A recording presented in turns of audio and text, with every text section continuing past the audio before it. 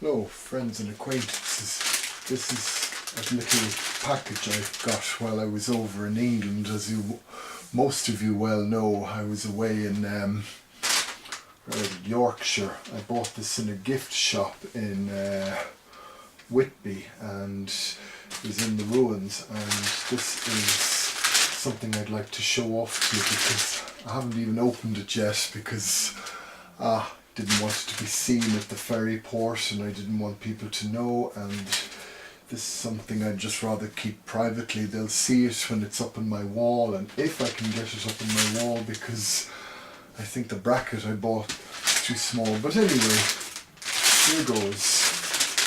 Open this gently. I hope the video is okay because this is the only bit of room I have to open it.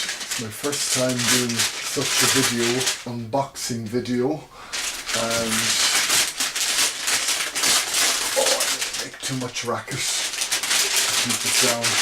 It's a medieval broadsword. It says in the box, by the 12th century the swords of Western Europe had evolved into cruciform hilted weapons with circular wheel-shaped pommels and long double-edged blades, often with a fuller or blood groove running down the centre.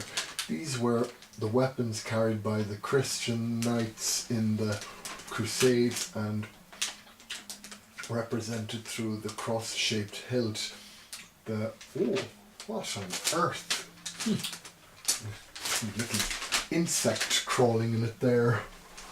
Anyway, and high ideals that chivalric knights, whatever it means, knight on horseback I suppose, was aspiring to uphold. Although the elegance, simplicity and sheer beauty of these swords cannot be denied, they were essentially combat weapons, and when used from the back of a horse had devastating cutting power. Many knightly swords have been recovered from tombs, and some of these weapons have survived through the centuries in spectacular condition. Well, this should be a good replica sword. It's very tricky to read in that they only have it on the side of the box. I'm sure they have it on the top and the bottom, but like you can only fit 2 or 3 words depending on the length down the side of the box. But anyway, recording. Let's take the top of its paper now. And this is it here. Good long box. You can't fit it all in, but John Barnett has been a keen and enthusiastic student of swords, arms and armour for as long as he can remember, and to date has in excess of 25 years of study under his belt. After qualified designer in Edinburgh, John became interested in the concept of producing historical arms and armour after a period of experimental weaponsmithing turned to designing. But I doubt this is, as you can see there, it's giving you the impression it's made the traditional swordsmith's way, but you can justify, it's very dark, but you might just see it there. And here's this John Barnett fella, I presume, judging by what it's saying on the box. Currently John is working on his best work yet, the John Barnett collection, the ancient warrant as well. I'm sure these are mass produced, but they're made to look authentic, and is well on his way to achieving success in both the European and US markets. All swords in the John Barnett collection have EN45 sprung steel blades, and guard and pommel pieces are always in steel unless brands or broth are specified. Hand grips are of oak wood over very broad strong tangs, and whether a sharp museum quality piece is purchased or a blunted reenactment sword is required, the swords are strong and have their own distinct look and feel. For more information on John Barnett swords, visit ancientwarrior.com. Yeah. Well, let's open this puppy up and see. Nice picture of it there. It is a broadsword, as can be seen there, and that's probably the actual size or length, but boy, big box. Well, let's get this sucker out.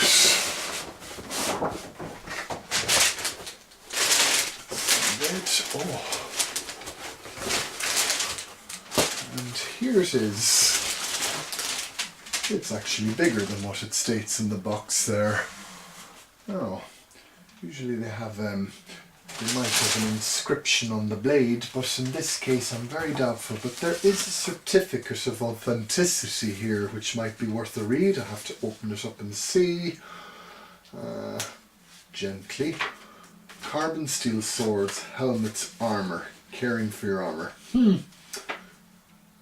Carbon steel is the most authentic sword material. It was used during the it's just telling you here it's during the it's still used today. The main problem with carbon steel is that it rusts, so maintenance is really about keeping your sword blade out of contact with moisture or the air. All metal parts of your sword, including the wire-wrapped handle, should always be covered with a light coating of oil to prevent rust. Well, it shouldn't rust in a bedroom environment, but just keep wet hands off it, I suppose. This will be at the thickest point of the blade down the middle and along the edges. If you oil or grease your sheath liberally, then you can store your sword in it. If you choose to store your sword in a sheath, then you should check it out periodically. Keep your sword away, which they mean scabbards. An inside closet is best if you're storing it away from sight. This keeps the sword away from harmful contact. If rust develops on your blade, you should keep it off clean it off as soon as possible. The longer you wait, the deeper the rust will pit your sword. If you clean it quickly, then you can usually restore the original polish. Any brass or metal cleaner will work for carbon steel, like Brasso. Brasso might do the trick. Wooden handles may be treated with a light coating of lemon oil or tung oil to help prevent cracking. So it's just really not so much a certificate, but more a maintenance instruction. So, shall we get it out of its bag now? It's good and long. There's a blade protector there, and I'm very reluctant to take it out of its plastic, but it's just to give you an idea as to what to expect.